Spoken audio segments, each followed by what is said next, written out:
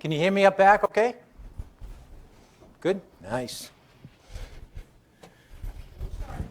I won't. I won't. This is my big moment, you know.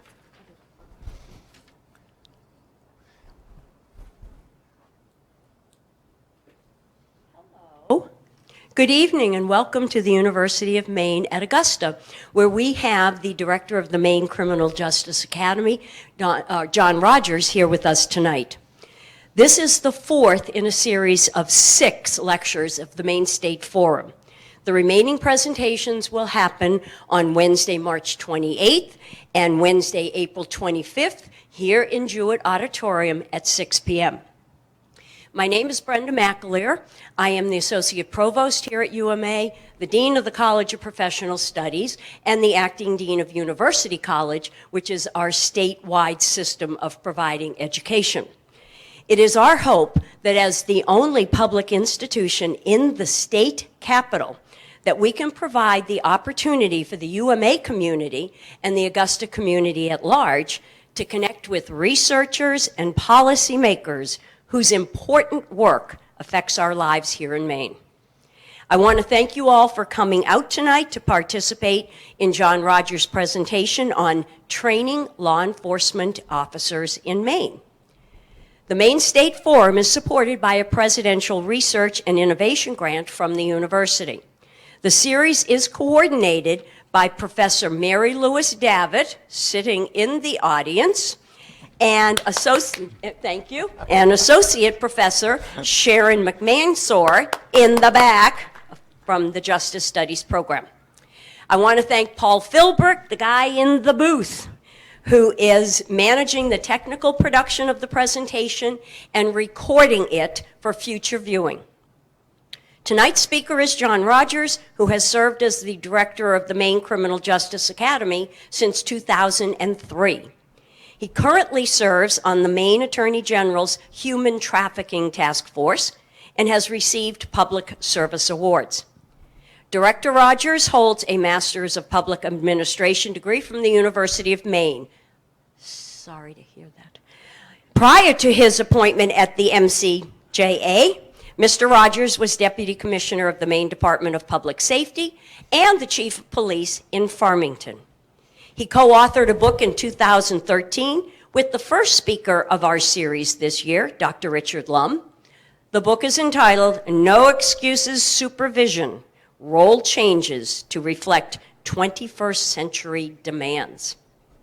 There will be a question and answer period after tonight's presentations. I am very mindful of Director Rogers' time, so I will end the question and answer period at 7:30.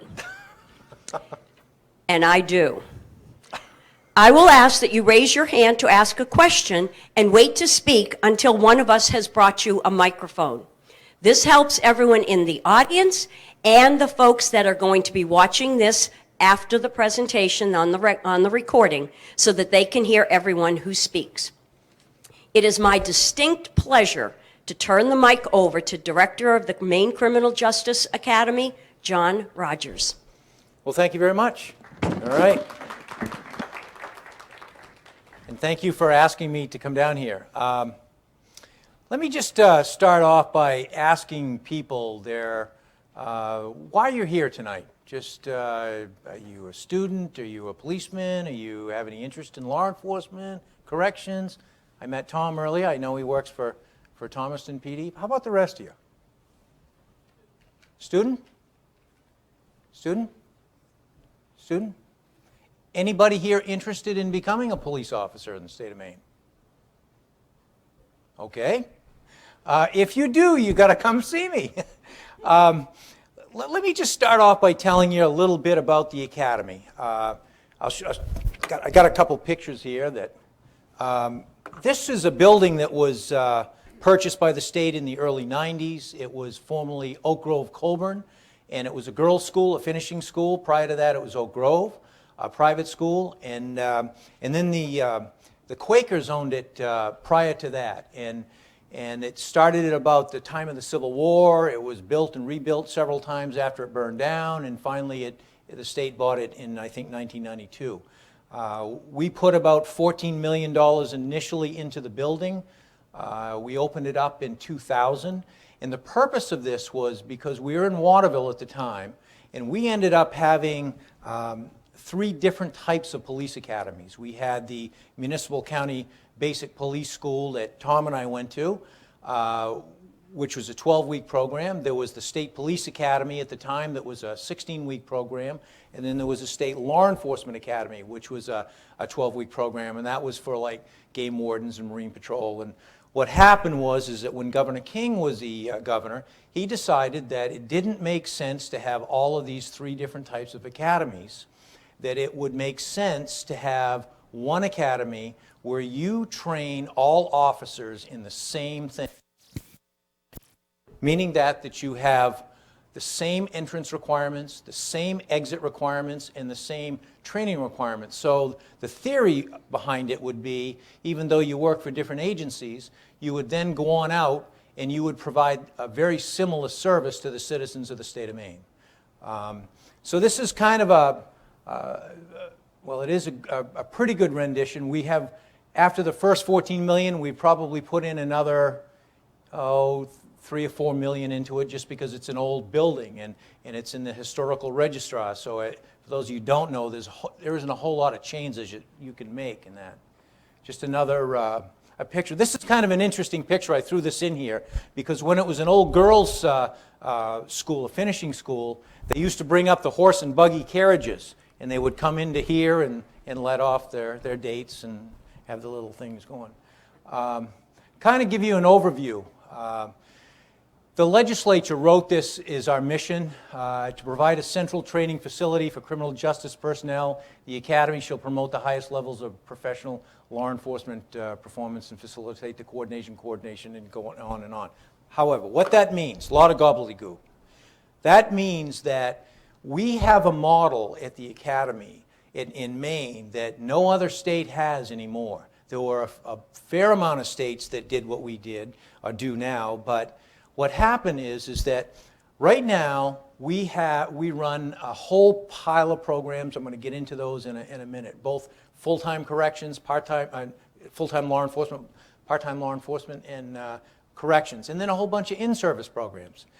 And when the mission said it, shall promote and coordinate between various criminal justice agencies, we took that to a level of what I do as a trainer is that I go on out and my staff will teach people how to be instructors. We teach them how to research, we teach them how to write lesson plans, and then they go out and actually do it, and then we watch them in class perform and instruct. Most of these are subject matter experts.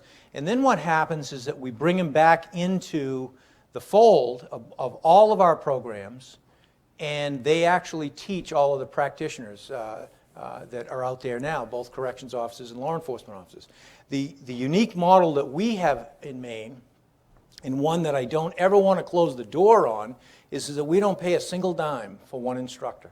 And every time I go before the Appropriations Committee in the legislature to ask for money, I always give them the example of, well, think about the UMS system and how much money you spend on personnel costs, and how could this system work with not having to pay for any instructors. I'm assuming Mary and Sharon would not want to do this for nothing, but that's the way we do it. And it's a real coordinated effort of dispatchers, police officers, corrections officers. We do have some non-criminal justice personnel do the teaching. For example, the Attorney General's office will come up and teach all the law blocks. We have subject matter experts like people from the domestic violence advocacy groups come on up and co-teach with police officers, those type of groups in classes. So that's kind of the overview there. Our training mission is to provide the highest level of training within the given resources for basically cops, corrections officers, judicial marshals, and dispatchers. Judicial marshals are the people that work in the courts, and we're required by statute to train them. Now, that says a lot right here when you think about that, provide the highest level of training. We have a unique model in our facility where in law enforcement, we have what we call a residential stress model. And there are 648 academies in the United States, and only 48% train in a non-stress model, more like a collegiate setting, where similar to UMA, for example, where you come and go as you want, it might be an 8-to-5 school. How we train is in the stress residential model, which is 52% of those 648 academies across the U.S. The beauty about that is, and I'm going to get into a lot of detail later on when I start talking about the BLEPI program, is that it makes it so we are the highest level of training, given our resources. The next thing, which is really important for us, is, once again, the legislature wrote this many, many years ago, but this is, we have two missions up there, really. We train officers and we certify officers. Our Board of Trustees is a 17-member board, and they're gubernatorial elected except for the 5 ex officio members. But look at this for a second. This is really important. It says to protect, their goal is to protect the public health and welfare.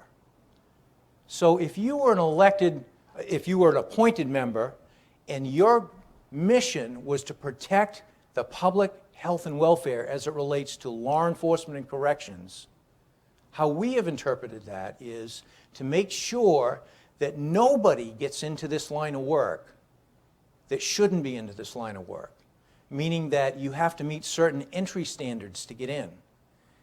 We don't want criminals working as cops. We don't want domestic abusers working as cops. When you look at, the board carries out this purpose by ensuring that the public is served by competent and honest criminal justice practitioners. Well, every single person that we license or certify has to have a background check. For full-time law enforcement officers, you got to take a polygraph test. And if you lie on the polygraph test, you cannot become a police officer. Anyways, the most important thing is, it goes on about how they license and discipline people. But the last sentence, other goals and objectives listed above may not supersede this purpose.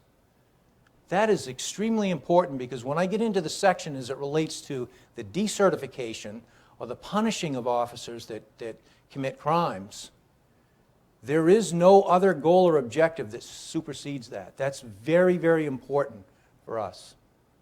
We operate on about a $2 million budget, and that's really just the cost for my 11 staff, our full-time staff, and I've got some contract employees. I'll explain that in a minute. We have one director, me. We have an assistant director. He pretty much runs all of the day-to-day operations of the program. I have a clerical supervisor who supervises 3 staff. And some might say, geez, why do you have 4 clerical positions? You would not believe the paper that we deal with. We certify every police officer, every corrections officer, every canine officer, every traffic reconstructionist, every radar operator, OUIS-FST operator, intoxilizer operator.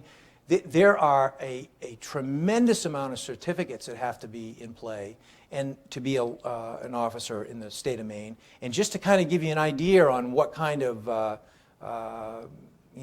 checks and balances I have, last year I got 993 FOIA requests from attorneys across the state of Maine and some reporters looking into officers' backgrounds, their training records, certification records, just to make sure they're up to speed. We probably do more FOIA requests, Freedom of Information Act requests, on their training records and their certifications than every police department in the state of Maine combined. It's just absolutely amazing. I have 5 training coordinators. All my training coordinators are former police officers or corrections officers. Reason why they are is that I want to make sure that they're talking from firsthand knowledge, and their job basically is to help write curriculum if we have some to do, and also to be able to schmooze, if that's a real word, schmooze chiefs and officers around the state to convince them, come help us out. Be that subject matter expert that will teach you how to be an instructor and then come pass those skills, knowledges, and abilities on to somebody else. I have 6 contracted BLEPI staff. These are people that are full-time officers. I had 2 state police sergeants that work directly for me. I have a Lewiston officer, a Franklin County deputy. I've got a game warden that works for me all the time, and a Westbrook PD officer. These people here, they live here in my program for 5 months a year, year-round, except the 2 state police who are there the entire year. The BLEPI programs are 20 weeks long, 18 in class, and then 2 weeks to prepare in advance. And they are my eyes and ears. They are what some might refer to be drill instructors, but they're really not. When I went to the Academy of Tom, we had 2 cadre per class. You cannot supervise today 60 people in a class with 2 people. With the Fair Labor Standards Act in place, they have to have time off, and so sometimes you're down to half the staff. And what these people do, not only supervise them outside of the classroom time, and I'll get into great detail about that, but they are there to help develop the scenarios and take what a student has learned in class and put it together with some real-life scenarios, and then they have to go through them and handle them like a police call. I have one contracted curriculum writer. She's been writing lesson plans for me for probably 7, 8 years. She's an attorney, and why she wants to work for so little. But she does a wonderful job. I first met Kate as she was a domestic violence advocate. She sits on the Homicide Domestic Violence Review Board, and she does a wonderful job at writing curriculum. And with an attorney background, she really helps me with the legal stuff here. Kind of give you an overview of our training that we do. We do 2 BLEPIs. Those are the basic law enforcement training programs. In 2017, we graduated 110 officers. Now, that's the number we ended up with. We generally start with a lot more than that, and a lot of people don't make it along the way. The class that graduated in December, we started with 60 in the class, and only 52 graduated. As a matter of fact, one of the cadets was let go a week after graduation. So, and I'll get into why that happened with scenario-based training and stuff. But that kind of gives you an idea. We average about 50 people per year. Last year was 110. So if you think about all the full-time officers in the state of Maine, that's not many that we train in a year. And because Maine doesn't have a whole lot of policemen. We ran 6 law enforcement pre-service programs. Those are the programs for part-time police officers. We had 111 of those. There are a lot less part-time police officers in the state of Maine, and I got to tell you, if I had my way, if it was a perfect world, there would be no part-time police officers, or at least no part-time police officers that hasn't been to the full-time academy training. And here's the reason why, is that when you as a public member see an officer wearing a uniform, you don't know what he has for training. Most people just assume that they're fully trained and they know everything there is to know about law enforcement, and you expect a level of service that is, bar none, the best that we can have. Unfortunately, you're being duped. And we're being duped because our LEPS programs are 40 hours online, 80 hours in class, and then they have an 80-hour FDO program. And I'll get into that in more detail. We have 67 in-service programs a year. Now, these in-service programs are things from supervision classes for ranking officers. We do a week-long seminar on new chiefs and sheriffs seminar, which is a class that will is designed for number 1s and number 2s in their agency, and it will teach them everything they're going to know that's going to hit them right between the lookers the first year on the job. We have a class on policy writing, we have a class on budgeting, not about budgeting in their own department, because anybody can do that. I'm talking about making police chiefs and sheriffs understand that their budget fits in a big picture. Because every chief is a prima donna, trust me. Been there, okay? They all think their budget is the best, and then no other department matters. We have a class on civil liability for police officers in this program. There's a class that the AG's office does a whole day on internal affairs investigations, because a chief is going to have to deal with IAs for officers that make mistakes, because you're going to have complaints on officers. We have a class with the driest class of the program is probably the most important one. It's from the Department of Labor who comes in. They do all the OSHA stuff because they do these things in Maine where they have surprise visits. They come to your agency and they'll check things like policies and how high your fire extinguishers are on the wall and all that stuff. And if you get fined, you got to pay. And a funny story, when I was a police chief in Farmington, we got a surprise visit. I got a $100 fine because I didn't know this, is that you have to have on your department head letterhead a TTY number on the bottom or someplace on it. So people with hearing impaired, who would know that, right? Cost me $100 or the agency $100 for that little lesson. And so those are the things that we learn in new chiefs. I have right now, I think there's 71 canine programs that we certify in the state. Matter of fact, they're all up at the academy today. They have a day-long special in-service that they have to do. And the canine programs that we have is, we have a patrol program that takes 14 weeks for a dog team to go through, handler team. And just so you know, a patrol dog not only has to go through this 14-week program, but every dog program that we certify, and we do drug dogs and cadaver dogs and arson dogs and dogs that are what they call article search dogs. We do fish and game dogs that are trained specially to sniff out the difference between moose meat and hamburger, I guess. So they can come up with some sort of violation and work that way. We train dogs that are bloodhounds, actually, for tracking. Most of the a majority of the dogs, a vast majority, are patrol dogs and drug dogs. Drug dogs, it's a 12-week class after they go to a patrol school for 14 weeks. So think about the money that an agency decides that they're going to invest in a dog. You spend $5 grand on a dog, and you have to pay the officer to go to first 14 weeks of training, and if you're going to have the dog go to drug training, another 12 weeks. And then every single certification that dog has, they have to have 8 hours in-service training every single month. So a patrol drug dog has to do 192 hours of in-service a year. Then you've got to have things like cars set up and vet bills. It's a huge undertaking. That's one of the things that we do for training up there. We do every single corrections officer training program in the state. And we are called the Maine Criminal Justice Academy. A lot of people think it's the police academy, but the reality is that we do probably a couple hundred corrections officers every year. They have a different program. They have a 5-week program, which I'll get into in a minute. And then we also train dispatchers. We have a lot of one-day classes up there. We do things on forensics.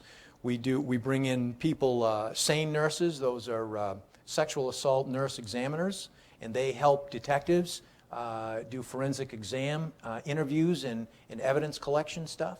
We do hostage negotiation training.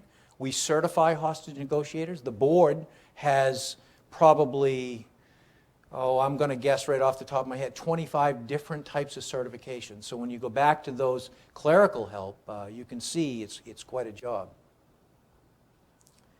The Basic Law Enforcement Training Program, which is our flagship program there, and that's where we get the most attention. I'll probably spend the most of the time on that, although I do want to get into the board decertification to kind of give you an idea of what the issues are out there. But every single officer in the state of Maine has to pass an alert test, which is like a written exam. They have to take a polygraph test. Now let me stop here for a second. Maine is the only state in the United States that has a standardized polygraph test. And I know that there are some people out there that say, geez, they're not allowable in court. They're 95% accurate. I mean, some say lower. But I will tell you, the idea of the polygraph, and nobody likes it. I didn't like mine.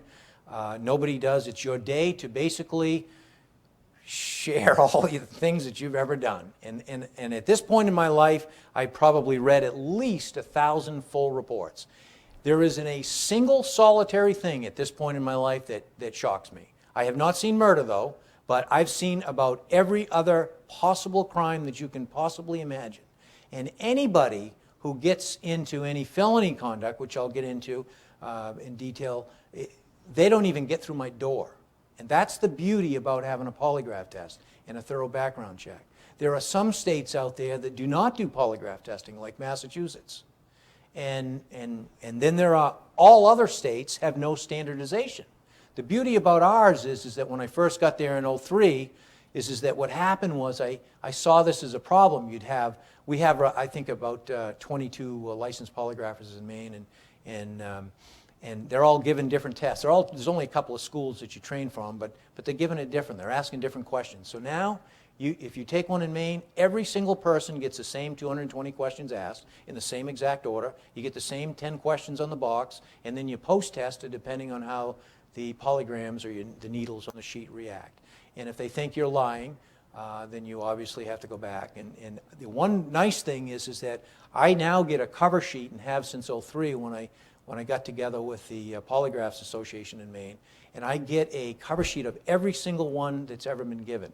The beauty about that is that I can track people. If they fail a polygraph on a particular day, I can prevent them from ever getting into law enforcement again if it's for felony conduct. And that's what we want to do. We want to screen them out. Everybody has to take a psychological test. I never understood those. I mean, the guy that did mine he lived in Orono at the time, and he's still doing them. He asked me some really stupid questions, I thought, asked me to count backwards from 10. I think it was some divided attention tests. But they make a determination, and I've read a lot of psychological reports. The bottom line is that they will make an evaluation on whether or not a candidate has a potential to be a police officer. A police officer is going to be exposed to a tremendous amount of stress. And if he is manic depressant, or if he's violent, or some other issue, a lot of this is going to be screened out in advance.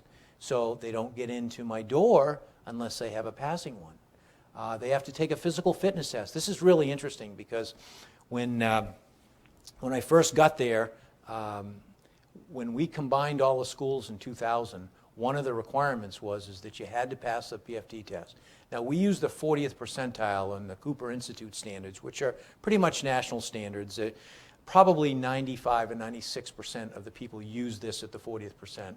And we have to graduate at the 50th percent. When I started doing this PFT testing, I was excluding at least 65% of everybody who wanted to get in my door. Think about that for a second. 65% of the people were not in good enough shape at the 40th percentile of the population, and the test population, to become a police officer. Today, right now, I'm out of probably 140 applicants that try to get into a class that I'll put 66 max in, and I don't have many classes that high. But out of that, I might only exclude 8 or 10 people. And what's happened is that we have basically brainwashed these people. And when I go talk to college kids and high school kids, I say, hey, this is the one test we're giving you the answers to in advance. You plug in your age, your gender, and whatever your age and gender is, you have to do this many push-ups, this many sit-ups, and you have to run 1.5 miles in this fast. And when you get old like me in your 60s, I only have to do like 15 push-ups at my age, which is nothing. Think about that, nothing. As a 20-year-old or 21-year-old, you had to do 38 of them. So you can see as you get older, women, it's all adjusted the same way. There is a move across the country right now on physical fitness standings to go to single norm standard. I am absolutely opposed to that. Single norm meaning that everybody, man, woman, no matter what age they are, has the same 1.5 mile run, push-ups, and set-up time or number as everyone else. The theory behind it is this.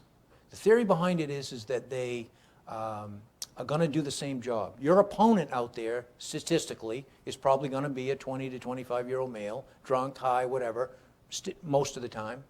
And they want you to pick one standard and do that. The reason why I'm opposed to that is I like to side on the side of, I believe there's a disparate impact on older folks and women. If you held a physical fitness standard as a single norm standard for old folks like me that would have to do 38 push-ups and run 1.5 miles and 11:52 versus my time at 61 21 years old, at 15, 28, and women the same thing, you're going to exclude and have a disparate impact on the population that you have. And we're getting as an older population in the state of Maine. But I will tell you this. We have right now entrance at 40th. We exit at 50th.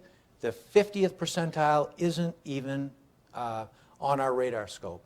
We do CrossFit, and we've been doing CrossFit for, which is a form of exercise, for probably 8, 9 years. The last 2 classes that graduated as an entire class averaged just over 90 percentile, and 99 is the highest you can get. So think about this for a second. You have to come in at the 40th, and in 2003 when I took over, I'm excluding about 65% that can't even make the 40th percentile. And now they're leaving the academy in such phenomenal shape that we're brainwashing them again to hopefully make sure that they have lifetime physical fitness. Because a physically fit cop, I'll tell you right now, is going to use less sick leave. He's going to get hurt less on the job. He's going to be much, much more motivated to do his job.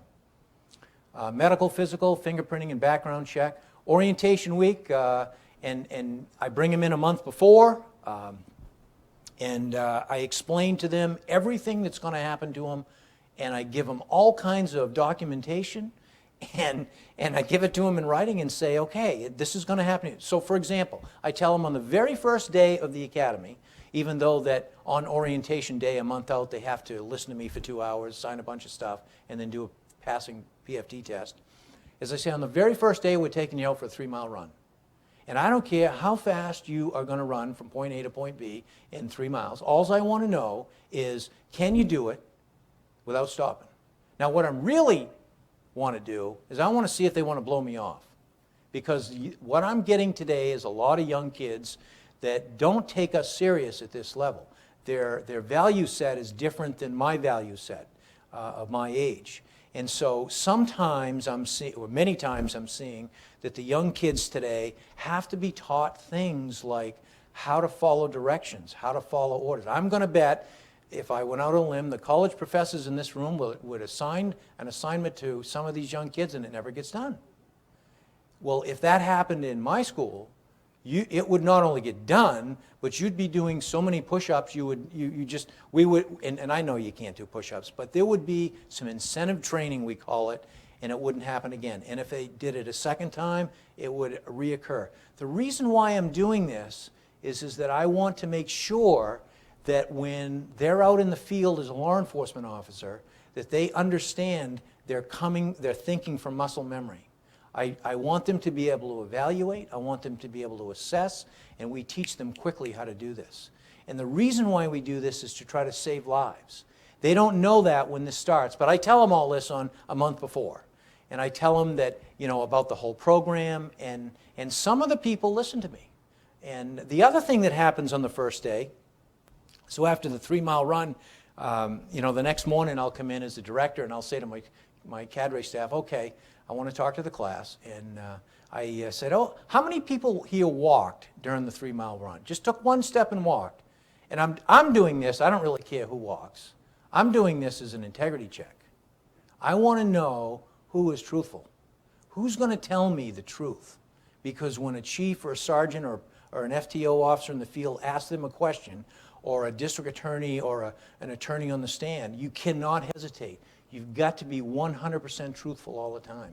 And I always get people that stand up, and I go through this whole story about how this woman we had cancer and never told us, and she always worked really hard, never once quit, never once stopped, always put one leg in front of the other. Halfway through that story, by the way, all choreographed too, I say, okay, how many people here didn't stand up when I asked you, did you walk? And I always get a couple, because they sit back at the seat and they say, oh, geez, if they don't call on me, I won't get in trouble.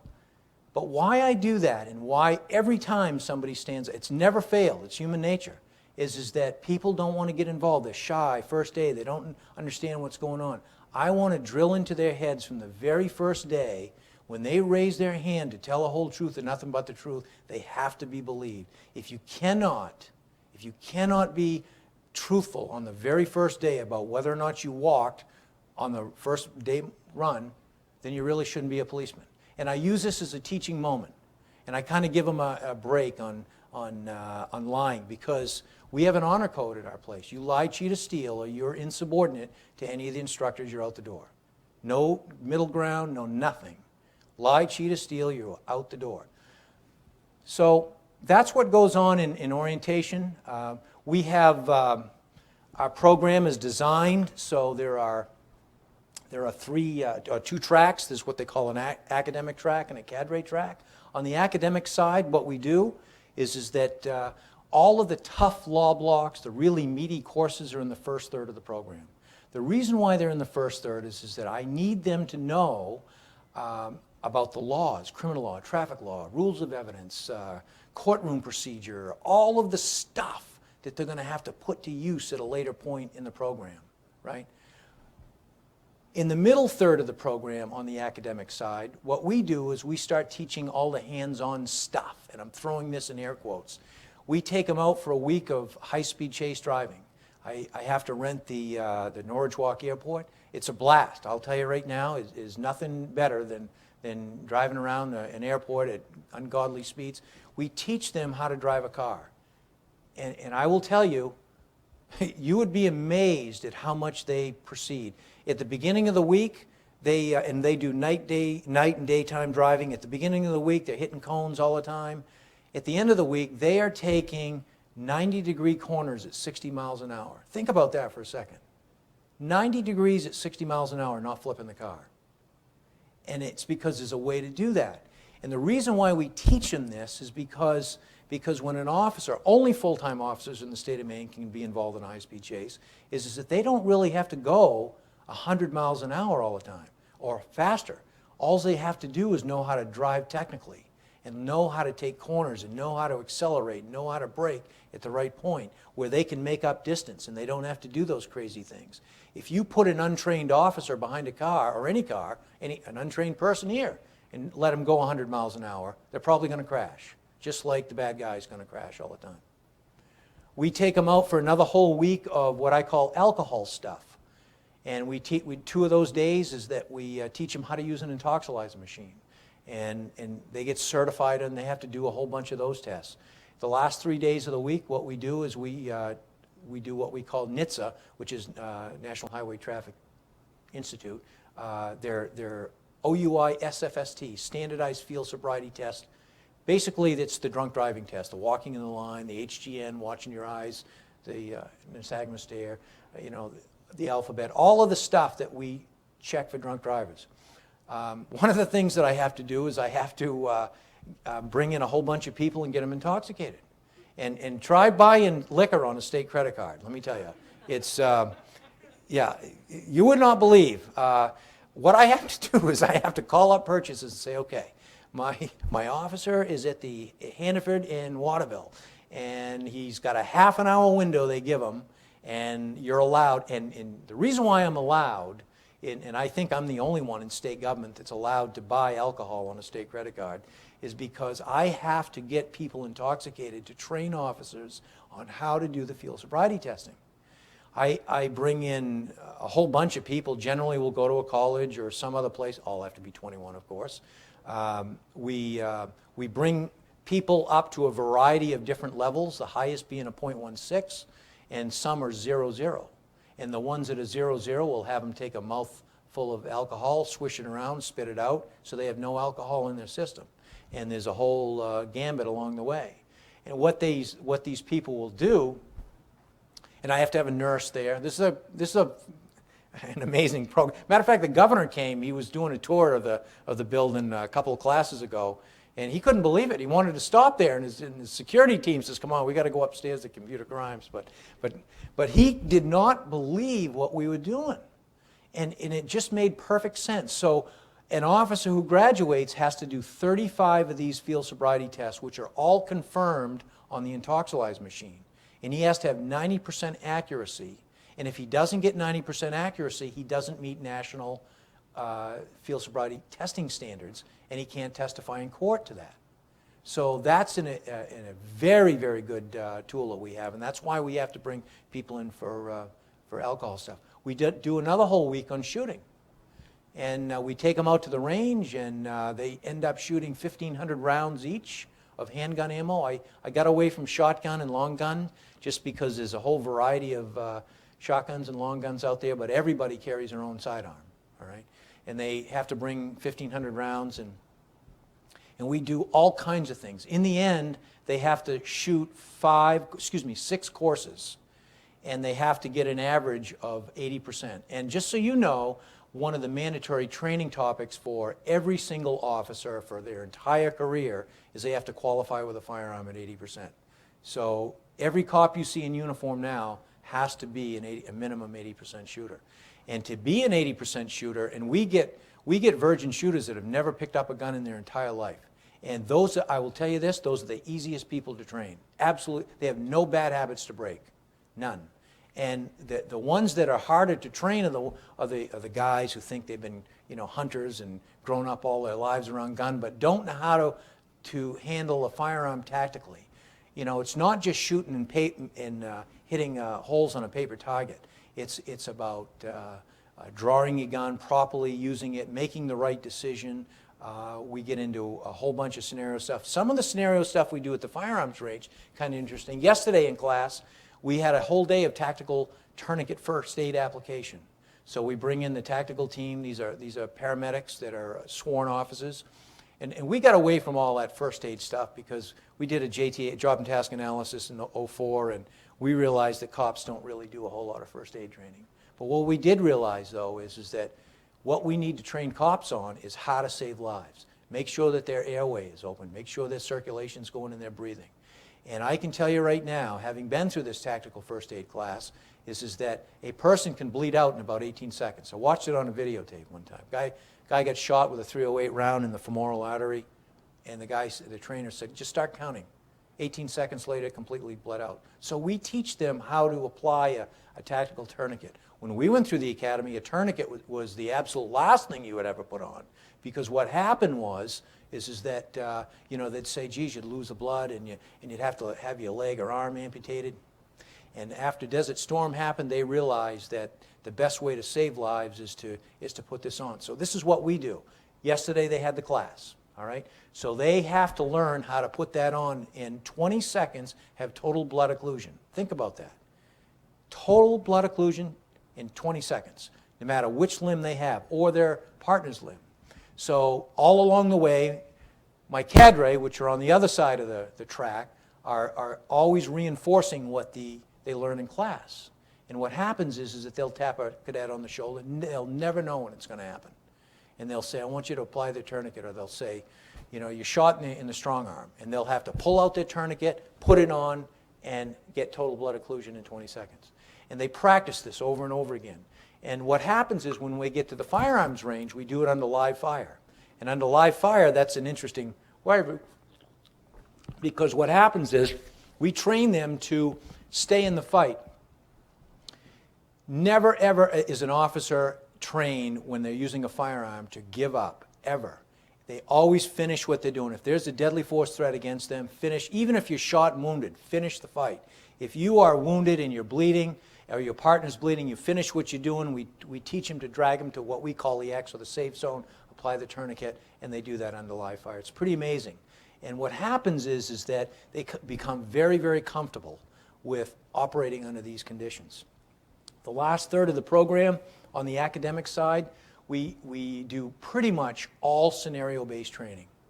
Pretty much. Now, in the first thirds of the program, in the middle third, we start to do some. Like as of today, we're in week 7 of the current class, and we've done 4 scenarios. All right? And so in the last third of the program, it's all kinds of scenarios. It's everything from domestic violence calls to, and these are live scenarios where we bring in actors and they play DV victims, or it might be a mental health case, it might be a use of force case. But we start baby steps. And we get them to up to a point where we have to teach them how to make decisions. Because some of these kids today that we get, and no offense to anybody, anybody younger than me is a kid, so no offense. But the point where I'm going is that they have had so much done for them over their entire life. They are now having to make that decision. In the state of Maine, 80% of the cops, and there are around 2,600 full-time police officers in the state, they are working by themselves in a one-man car. Think about that. By themselves in a one-man car. And many of those police officers are having to wait for upwards of an hour for backup. I live in a town of Strong, Maine, which is about 10, 12 miles north of Farmington, Maine. I don't know if you know where that is. We have no police in town. We have no trooper, we have no deputy, we have no game warden. All right? So there's rural patrol over there. There's no municipal agency. But I will tell you, this is that they all have to patrol that particular area. So if a officer is in need of a help from anybody else, they will get help from all officers in the area. One of the beauties that about our program is that we do not care what color uniform you wear. We do not care. I don't care if you're young or old. I don't care if you're a man or a woman. I don't care if you're Catholic or Muslim. I don't care if you're white or black. Doesn't matter to me. Every single person meets the same entrance standards, the same training standards, and the same exit standards. And the reason why we do that is that I want to make sure that when these people graduate, that they will go out there and serve the public equally. And that they don't have to worry about backup of somebody not going in. I mean, think about this for a second. What happened in Florida a couple weeks ago at that school shooting? The school resource officer did not go in that building. And then the next 3 deputies did not go in that building. Now, what does that tell you? I mean, they're making jokes on TV about, being a coward and stuff like that. I don't know. I don't know those people. But I will tell you this, that probably would never happen in the state of Maine. Never. And the reason why I don't think it would happen in the state of Maine is because the way we train police officers is much, much different. When I talked about the 648 academies, and 52% train like us and 48 like a collegiate type setting. In Florida, there's 41 academies. All right? Maine has 41 in Florida. The Florida Highway Patrol is the only stress residential academy in the state of Florida. All the rest are non-stress, collegiate type where you come and go. Now think about that. Hold that thought, because let me tell you about what the cadre will do. On the cadre side of the track, the first third that they do as the class is getting through all of the tough academic stuff, they're teaching them how to hold people accountable, rules and regulations, following procedures. They start the report writing process. We call it gigs up there, where they'll make a mistake and they have to write a report. And I will tell you this to the college professors in the room, my pet peeve, and it has been for the 15 years that I've been director, is the writing skills of the kids that I'm getting in the academy. It is abysmal. And I don't understand why. Every single time a police officer gets out of a car, every time he has to write a report. And that report is reviewed by an FTO officer, a sergeant, a lieutenant, maybe a chief. If it's a criminal case, it goes to the DA's office, their attorneys. With the automatic discovery rule, it has to go to the defense attorneys. Sometimes judges see it. And if you have an officer who cannot write, it really reflects poorly on not only the officer, but the agency itself and law enforcement. So one of the things that we have to do at the academy is we have to teach them how to write, how to construct sentences, which is something I don't understand why it isn't occurring in high schools and colleges. So the cadres start this process.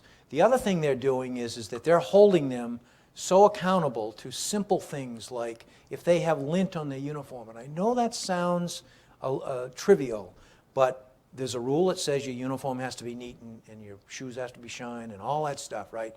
If they're unkempt, every single interaction my cadre have with them, every one of them, has to come around and it has to end up with an on-the-job explanation or a description. So if somebody had lint on the uniform, it might be something like, geez, would you show up in court with an unkempt uniform? If your tie was off to the side, or would you show up in court that? If you were talking softly and they want you to use more voice inflection, would you be interviewing somebody like that? It's all about making sure that what we do is I am so comfortable with it, every interaction, even if they are screaming in their faces, even if they're calling them names, the interaction comes around of an on-the-job issue. Because, so when my staff in the beginning, and it's all choreographed, trust me, it's not hazing or harassment. What it is, it's teaching them what they're going to do is they're going to get this in the real world. And when you aren't used to this, you don't resort to muscle memory. So then the cadre in the middle third of the program, they take their training and they teach leadership. Getting back to that 80% of the officers work in a one-man car, think about that. If you are not a community leader and you're all by yourself, you're going to be like a fish out of water. You have to be able to be a community leader. And the example I always give is that let's say you got a car crash and the ambulance is there, the fire truck's there, and chaos is happening and the reporter shows up. Who do you think they're going to talk to first? The cop. Every single time. They're not going to talk to the fireman. They're not going to talk to the ambulance. They're going to talk to the cop because he's the investigating officer. You have to have command presence, and you have to be able to be comfortable in this leadership role. And you are the scene leader, and that's what we teach there, which is, for some of these young kids, they've never been in a role like this. In the last third of the program, the cadre do nothing but mentor.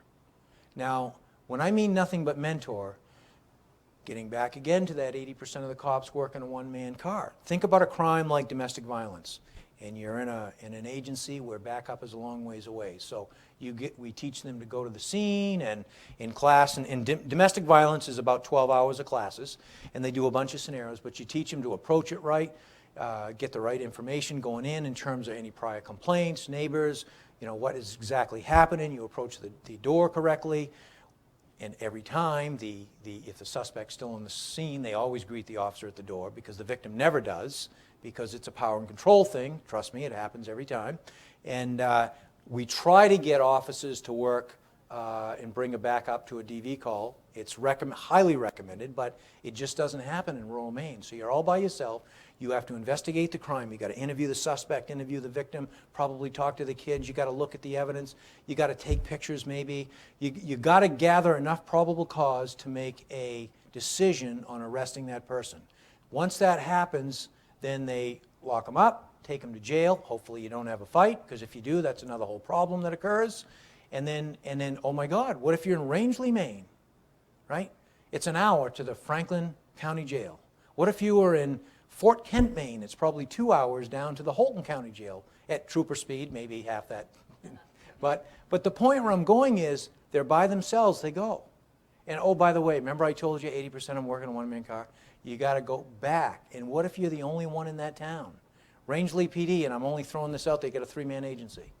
So when they lock somebody up and have to drive an hour to jail and book them an hour back, they have to call somebody in. This is a huge undertaking.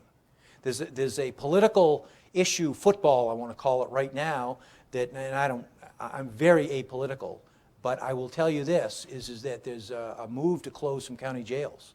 And one of the problems with that from a law enforcement perspective is, if you're in Rangeley, Maine, and they close the Farmington jail, you're either going to have to go to Augusta, or you're going to have to go to Bangor to take somebody to jail, which is even more of a length of time, right? So my cadre during this mentoring phase, they give them all the little tips and clues on how to get around all of these things. They can't do that in the beginning of the program because they're teaching them basic stuff. We use what we call the crawl, walk, run theory of training, where we teach them the basics, and then a little more the hands-on stuff in phase 2, and then scenario-based stuff. So let me tell you a little bit about scenario-based training, and why it's so important, and why I think it's saving lives. And let me just start by telling you this. If I only had one goal as a director of the academy, one goal, and I've been there 15 years, and hopefully in 2 I'll retire, and that is for not a single officer to be killed in the line of duty in the state of Maine that's been trained in the BLEPI system. The academy that Tom and I went to was not what I'm talking about today. The academy that we went to, my specific academy, had 2 scenarios. All right? To date, they have done 4 scenarios in this class. Let me tell you about the first one. Okay? The first one is designed to just test their ability to think. We bring somebody into a hallway, and at the other end of the hallway, there's a bad guy with he's back to him. and it's about 25-foot distance. They're armed with what we call SIMS gear, which is like a paint bullet in a specially designed gun. They got the protective gear. And the only thing the officer is told is that there is a guy in the hallway who's refusing to leave. He doesn't even know he has a gun, okay? So he walks in by himself, 25 feet away, and the bad guy is told, as soon as he comes in the hallway, just turn around and hold a gun down like this. Don't point it, don't say anything, don't say I'm going to kill you, don't threaten, don't do anything. Just hold the gun down. What we're testing for is the person over here, when he enters, what is he going to do? Now, in a hallway, there's no cover, because there's a wall here, and 4 feet away, there's another wall. We're testing how do they react. Do they panic? Do they draw the gun, drop the gun? Do they vapor lock and do nothing, which happens? Do they try to verbally talk them out of the gun? What do they do? The reason why we do this is just to see from a starting point where they're coming from. Understand the kids that we get haven't been cops before, at least full-time cops. They haven't been through this scenario-based training. Their litmus test of starting is generally video games or what they see on TV or movies. And we see everything from the guy pulling the gun out and shooting a person with not a threat like this. We see total vapor locking, and they do nothing. We see some people say nothing because they panic, they don't know what to do. We're all good with that. We're all good with that. And the reason why I'm good with that is because we teach them along the way how to react, how to think, how to evaluate. And this is where I'm going with scenario-based training, and this is the reason why it bothers me tremendously when I see officer-involved shoots around the country, and I see some things that occur.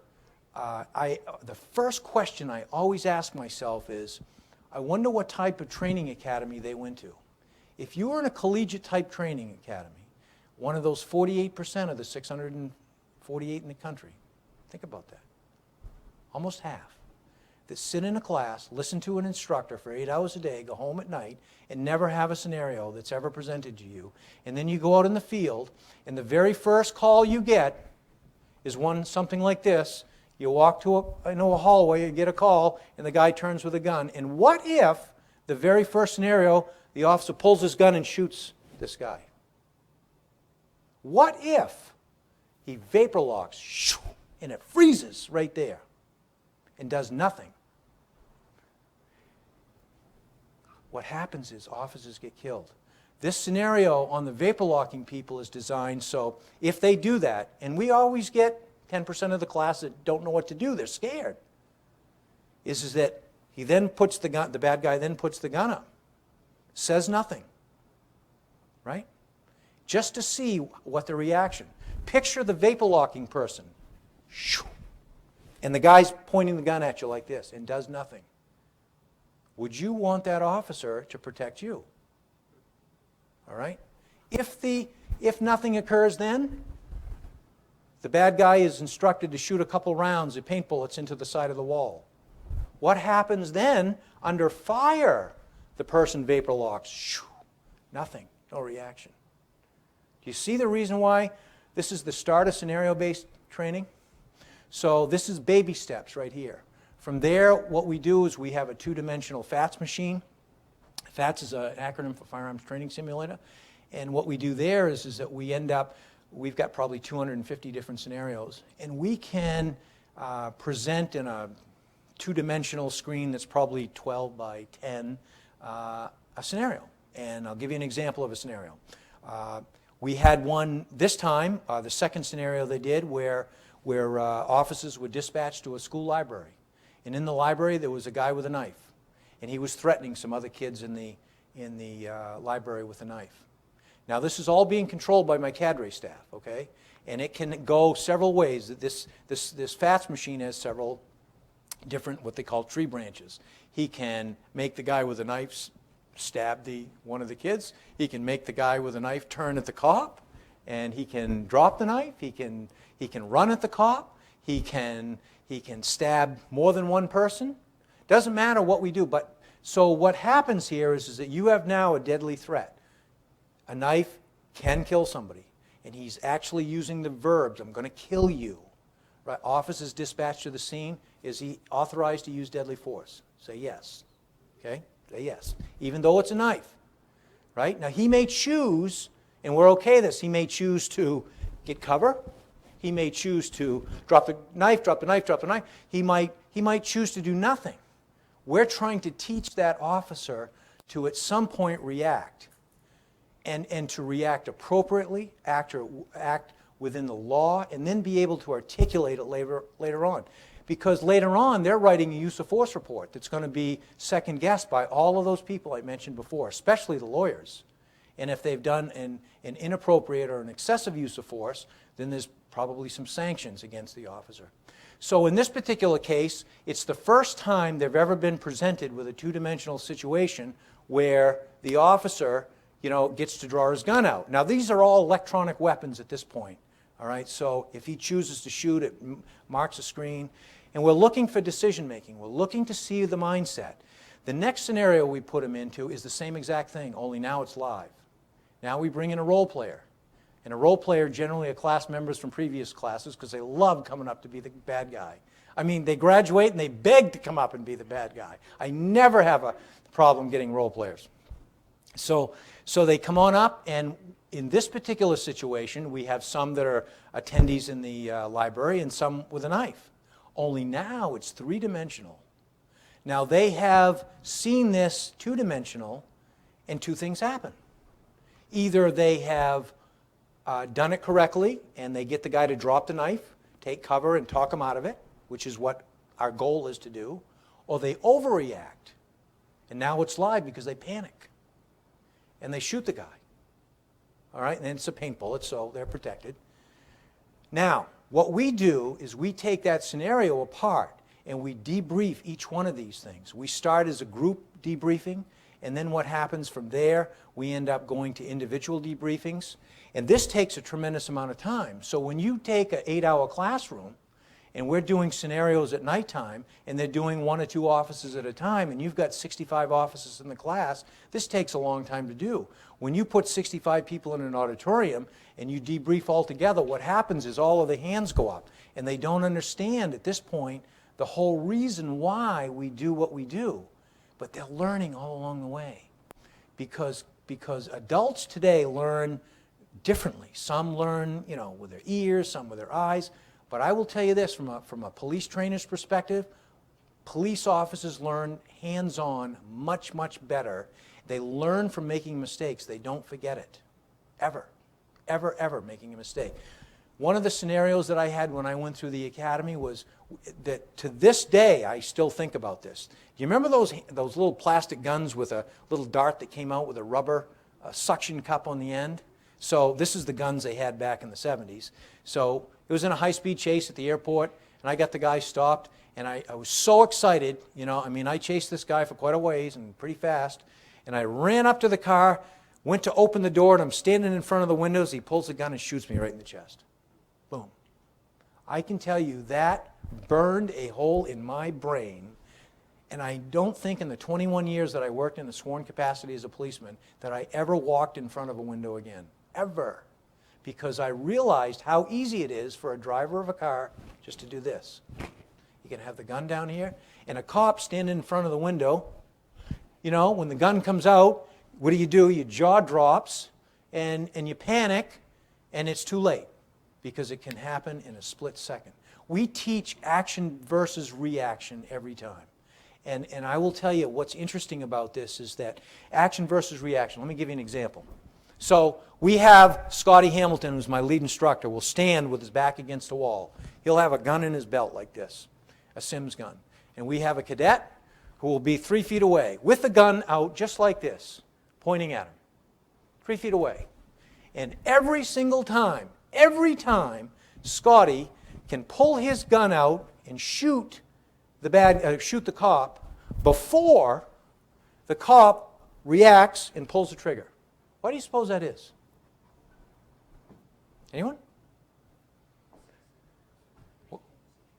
What is it? The cop has to see the situation, process what is being done. Exactly. Exactly. Your brain has to kick in.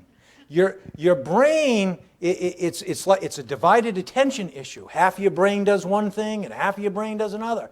And what happens is that when Scotty pulls his gun out, because action beats reaction every time, he's already made his mind up, he's pulling the trigger. We train officers to react in a split second to make a use of force decision, in a very split second that we know is going to be second guessed by every DA, every lawyer out there, every civil attorney. They're going to go after them for excessive force every time. And the reason why we do this is because we want people to know that because this guy's mind's made up, it's easier to do this and shoot him than it is for his brain to engage and stop and think. And now, okay, now I got to, the nerves have got to travel down the finger, and after you've made the assessment and pulling, it's too late. You're dead. You're dead. Every first legislative session, I bring the Criminal Justice Committee of the legislature up to the academy, and we do a whole day on use of force training. The reason why I do this is because I know they're getting crap all the time from people that they say cops are shooting too many people, and they're shooting mentally ill people, and what we do is we show them, first of all, we spend a couple hours on all the legal aspects and what a cop can do and what a cop can't do. We do this action versus reaction test. Now, let me tell you, when you have a legislator who's standing there just like this and says, oh, I can pull a trigger and I can shoot them. We also bring legislators in there and use the FATS machine. And I'll give you an example. And they all make mistakes. And we want them to make mistakes. You know why? Because they're not trained. We want them to understand that what a police officer does is much, much different than when the public does. Perfect example. One of the scenarios is a guy on a motorcycle. It's got like a Harley with bags in the back. And we can have him pull out, after he's pulled over for a traffic violation, reach in the bag and pull out a driver's license, pull out a gun, pull out a knife, just open the cover and have nothing in his hand. We can make him do just about any of that stuff. So one of the Senate members of the Criminal Justice Committee said, oh, I can do this. And Janet Mills, who's our Attorney General, was also in this particular session too. And what happened was that as soon as the guy reached in, we had him pull out a gun. And the senator vapor locks. The wall goes up, doesn't know what to do. And let me tell you, do you think he was embarrassed in front of the whole other bunch of legislators and my training staff? Yeah, he was. All right? But this is what the public doesn't know about how we train cops. So he says, and we knew this was coming because this is all choreographed, telling you, oh, I can do this. Let me try this again. Okay? He thinks he's going to pull out a gun again. Right? So this time I said to my staff, okay, let's make it the driver's license. So traffic violation occurs, guy gets off the bike, goes over, opens the bag, pulls out a driver's license. What do you think the senator did? Not only shot him, he's running towards the screen and he's pulling the trigger and he's saying, die MF, and he's screaming these expletives. I hadn't seen that before. And Janet Mills, the Attorney General, says to this senator, do you know if you were a police officer and you did that, we would be prosecuting you for homicide. He was so embarrassed, he got up and left. Now, I didn't want to do that to this particular senator, but the point where I'm going is that when we bring people in, and I do this with reporters too, is that we want them to understand that when we do scenario-based training, we're there to protect the officers' lives, we're there to protect the public's lives, and sometimes the public doesn't understand. We train them in an apolitical, clean environment. It doesn't matter to us whether or not, like I said, what race they are, what age they are, what doesn't. And I know there's an issue out there with mentally ill people that are threatening police officers. But let me tell you that when I first came to state government and I was the Deputy Commissioner of Public Safety, the troopers were underneath me, and one of the troopers went to a scene, and a guy, there were two troopers actually, a guy was standing there with a samurai sword. You know what those are? Those 3-foot-long Japanese swords? And he's threatening to cut one of the troopers. Now, this particular individual had been what we call blue form, which is the involuntary commitment into the mental health system prior, had been released, right?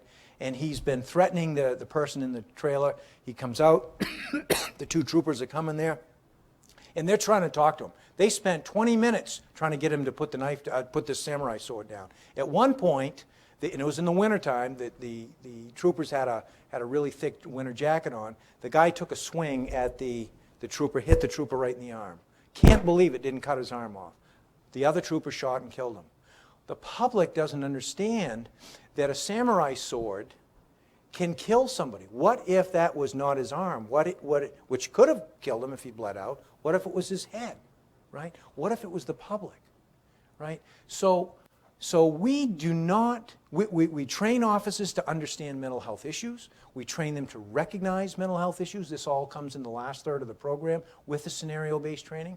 We know it's a high problem area because, quite frankly, I'm probably going to go out on a limb here. I think the state many, many years ago made a grave, grave mistake, and they started eliminating beds for people to go to with mental illnesses. And it's caused a tremendous amount of problems for law enforcement, and people are getting injured. But remember, the police officer that is responding to those type of scenes, he's there to make this scene safe. And he's got to protect himself, and he's got to protect a third party. So, the last thing on the BLEPI graduation requirements, one, and I'll say this quickly, we have individual graduation requirements. It's not like college where you get a GPA, a cum for the, our standard is 70%. And so if you have a 74.9, guess what? You're out the door. If you fail 3 tests, you're out the door. Academic tests or practical tests, you only get 3 tries at anything we do, because I can't waste my time training people who don't want to be there. I just am not doing it. And I recognize that there are people who may, especially the older folks, that may have been away from school for a long time, so they have to get back into the mode of studying. I recognize that there are people with some learning disabilities, and I have to deal with that issue.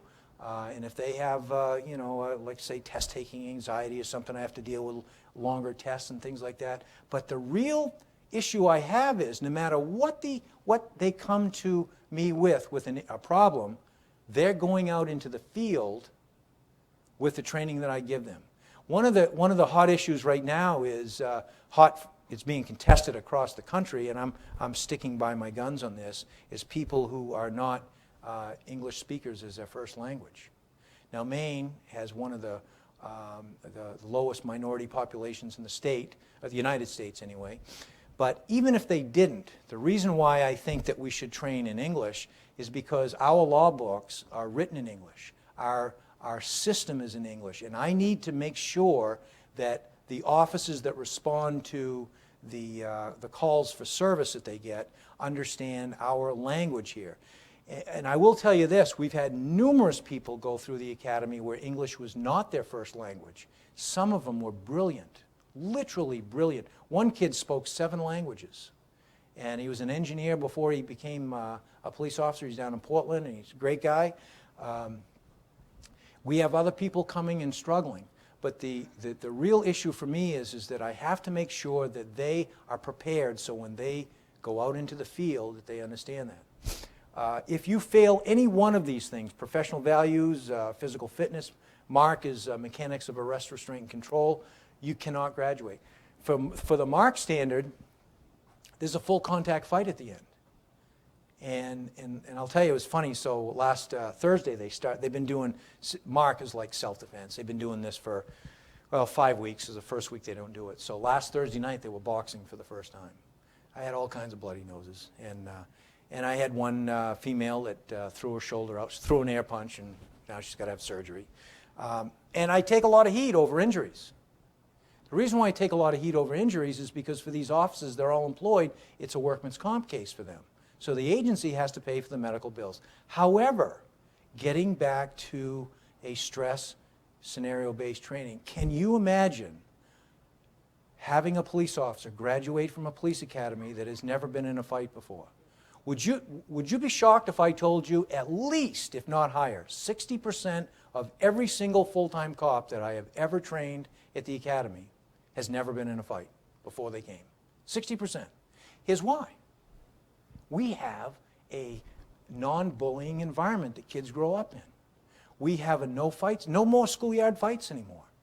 So matter of fact, some of the military units don't even do any sort of fighting. No pugil sticks fighting, something the Marine Corps does, but some of them don't. I was amazed at that when I talked to a couple of the generals. And it's because it's a different environment today. However, getting back to what I said earlier, 80% of the cops work in a one-man car. Can you imagine if an officer responded to a domestic violence situation and couldn't fight, couldn't arrest the guy, was afraid? Now, I will tell you what happens when these people finish this fight. It's their most exciting moment in the entire class. They've been there for 18 weeks. It happens about week 17. They know what's coming. They know they've never been, this is full contact. So they've done a lot of ground fighting before and some boxing with headgear and pillow gloves and all that stuff, but this is the real thing. This is full contact fighting. We do let them wear mouthpieces and cross protectors, but they have a vest on, and they're allowed to use their OC spray, which is inert spray. They're allowed to use their baton, but once they take it out, we tell them to drop it down. But what it is, it's a non-deadly force situation. We never tell the role players to use the words, "I'm going to kill you." We never have them go for the gun. We always say it's always a misdemeanor arrest, like, assault or disorderly conduct or something. And what we're testing for is whether or not they can handle themselves under pressure. Prior to this, they've taken a skills test, and they have to have passed the skills. There's like 21 different things you got to do, from chicken wings to arm bars to handcuffing to searching and all that stuff. But under stress, let me tell you, it's a whole different ballgame. We make them run around the track a couple of times. It's a couple hundred yards to simulate coming out of a car on a call. There's a bunch of calisthenics they have to do. I want their heart rate up. And what happens when your heart rate's up is that you start to get tunnel vision. And we've trained them under stress to think this wide, because the first time they're screamed at, the tunnel vision is this big. And they cannot think outside these circles. And what happens is that they're engaged in the fight. It's a 3-minute full contact. They have to have a minute and a half of passive resistance, which means they've got to get the guy handcuffed. He won't fight, but you still got to do the techniques to get him, search him, put him in a car. Once they get him in a car, we introduce a second role player, and the fight's on again with another guy or another role player. The reason why we do that, we're testing re-engagement. We want to see, will that person, after he's used his set of handcuffs, continue to fight in the game? There is no giving up in the way we teach them. No giving up at all, because you cannot have what happened down in Florida, where people don't want to go into a hot scene. And this is what we see about the psyche of an officer. They're the ones like firemen. I give firemen credit. I could not be a fireman. They're going into danger like police officers are when everyone else is running away. And when you have police officers that won't go into that, and some of them are scared. I mean, if you knew how many times I've been to calls where I've been scared to death, but at the end, you just do the job, and at the end you go, holy shit, I can't believe I got out of that all right, but it works, right? So that's how we do this. How am I for time? 10 minutes, and then it's questions. No, 10 minutes. 10 minutes, it's over? All right, pre-service. Basic corrections, 80 hours. We do a whole lot of decertification. We had 180 people we have decertified in the state of Maine for criminal conduct, 18 suspensions since January of 18. We've had, since 08, 491 cases. Think about that. Half are corrections, half are law enforcement. And this is whether they're convicted of Class A, B, C, which are felony crimes, D are misdemeanors, and in 8 chapters of the criminal code, those are also misdemeanors. We also conduct. We're one of the few states, let's say you get bagged for domestic violence, right? And they drop the case because the victim does not want to testify. She recants her story. Happens lots of times. We go after the officer's certification, and he won't be a cop again. And we do it all the time. I just logged my 12th case in for the year yesterday. It's really cool. And so we decertify you for falsifying anything on an academy form. Here's my favorite, though, the last one. Sex with a victim, DV victim. If the law enforcement officer is the investigating officer. We have taken 3 licenses for that already. It is not a crime. This is consensual sex. This is the officer going in and making the DV arrest and then going back for follow-up information. And what do you think happens? He's the knight in shining armor that just brought this shithead to jail for kicking the crap out of his wife or girlfriend, And then what happens is he's now following up. And the next thing you know, they're having consensual sex, and that is not a crime, but it is a decertifying event, and it shouldn't happen. So we've taken all three of those. So questions? Man, sorry about that. I have the microphone. I could go for hours, actually.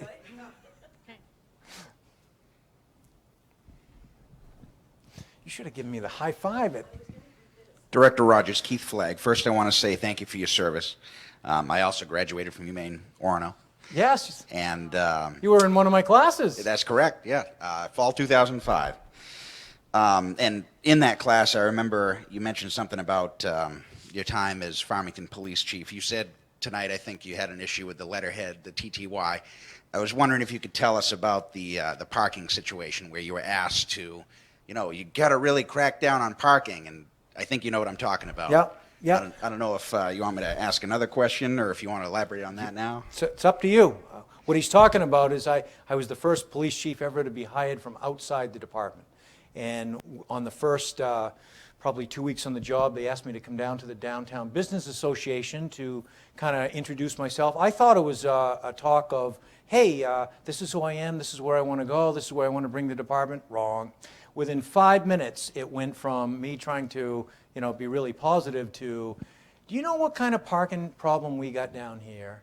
And how come the cops aren't writing parking tickets? And this is the first I've heard of it. Only been on the job a week or two, right? So I said, let me get back to you. Let me research this. So what I did was I went and got the town ordinances, and I said, well, those are really, really bad. They need to be changed.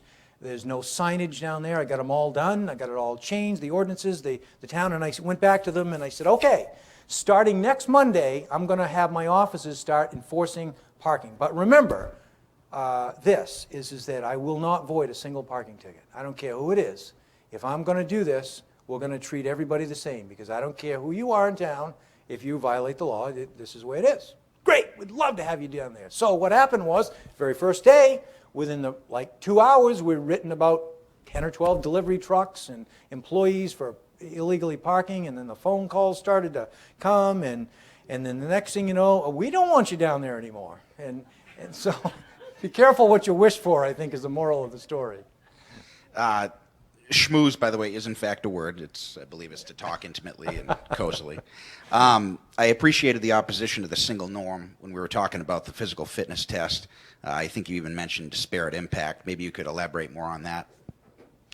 Well, the disparate impact, I believe, and there's been some US DOJ studies on this, is that people who are older and women cannot perform physically the same way as a male, and we use the 20 to 29-year-old category. And the disparate impact is that you will not be able to hire the women and the older folks because they can't meet the same standards. And let me tell you this about women, is that one of the things that I have started since the very first day I got there is that every single female that has ever come, I give them a mission the day before graduation, and that mission is this, is that your job is to recruit other women. And the reason why I say that is that women graduate at a much, much higher rate than men do at the academy. Much, much higher rate. Now, there's more of men, but the rate is much higher. You know why that is? Oh, come on, women. Tell me. Let me tell you why. Because women, and I'm going to go out on a limb here, I don't want to offend anybody here, but based on my training and what I have seen, women are generally globally thinkers. So when we give them problem-solving tasks, like they may be 5 different tasks, what happens is they will do a little of this, a little of this, a little of this, and all of a sudden they're all accomplished all at once. Men, on the other hand, are lineal thinkers. They will do one, and then another one, and then another one, and then another. They'll get all the tasks done, but think about what police officers do in the real world. They have to multitask. They have to be able to globally think. The other issue with women, why they are much more successful, at least at graduating, is that they are better communicators. When men come to the academy, what happens is they're working in silos. You know, they work for the state police or the Bangor PD or Portland PD, and it's like that's all the people they want to hang around. Very first day at the academy, we throw a bunch of problem-solving activities. One of them is, get this, they have to arrange their room in the same exact way. We don't care how they do it, But everybody has to do it in the same way, and they have to use the chain of command that they've been given, and they have to do it. So what happens is your coat hangers all have to be a certain way, your desk has to be set up a certain way, your bed a certain way. We don't care how it is. But the women, what happens is, just like successful police officers, they will start communicating, and they'll talk, they'll come up with a plan, just like community policing is. They will problem solve much, much better than men. Make sense?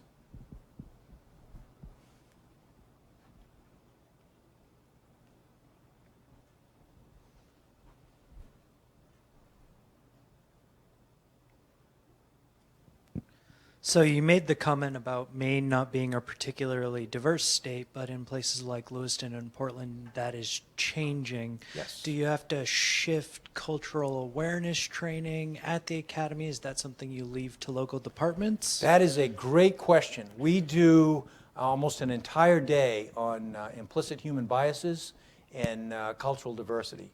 And the reason why we do that is that we need to make sure that they are aware.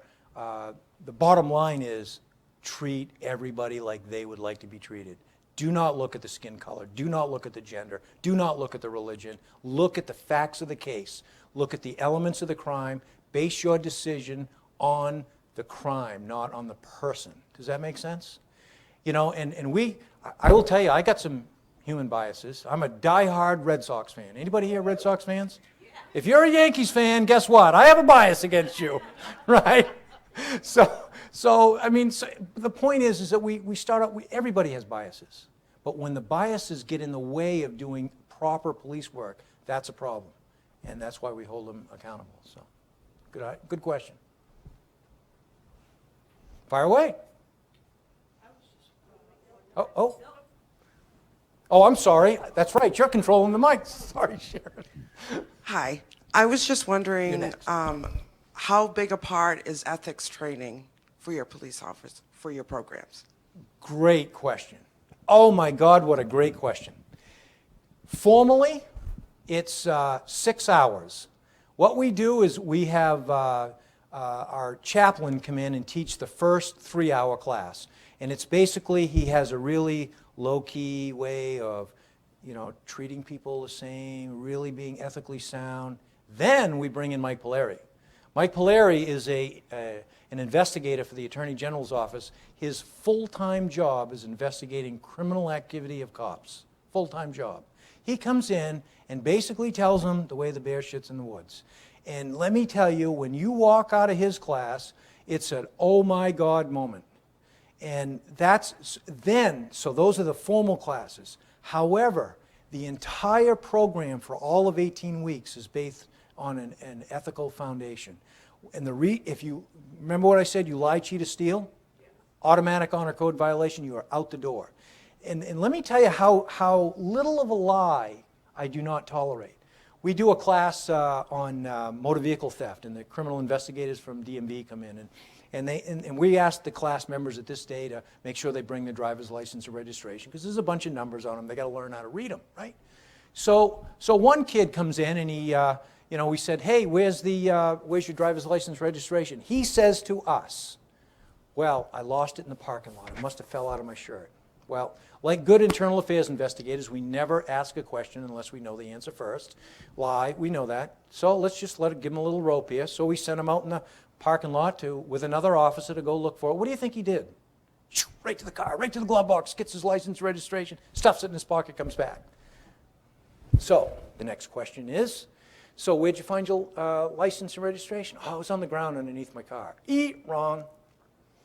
So we wouldn't give it up. This kid I ended up kicking out that day. And picture this. This guy was 33 years old, 2 kids, married, had health insurance, job, lost it all over lying about his driver's license. So the point is that ethical integrity is drilled into their head the entire program. There's 2 Supreme Court cases out there, Giglio and Brady. If you get sanctioned for any ethical violation, you cannot testify in court. You cannot. So if I sanction somebody for lying, that's why I kick them out, is because every one of my records are public records, and I'll get FOIA'd on it. And if I sanction you for lying to me over your driver's license or something trivial like that, I kicked a guy out once for lying about bringing a candy bar to his room.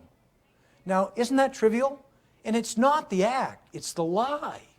Because once again, I swear to tell the whole truth and nothing but the truth. If you cannot be believed in the training environment, then what do you think that is going to do out in the field?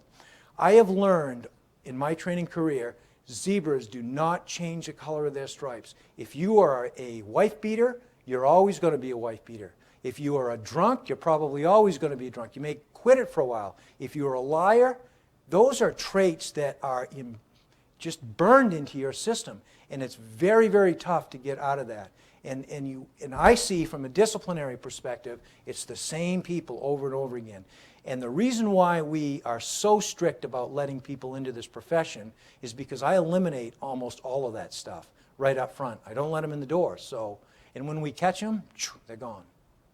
Great question. I know you had a question. This is the last question.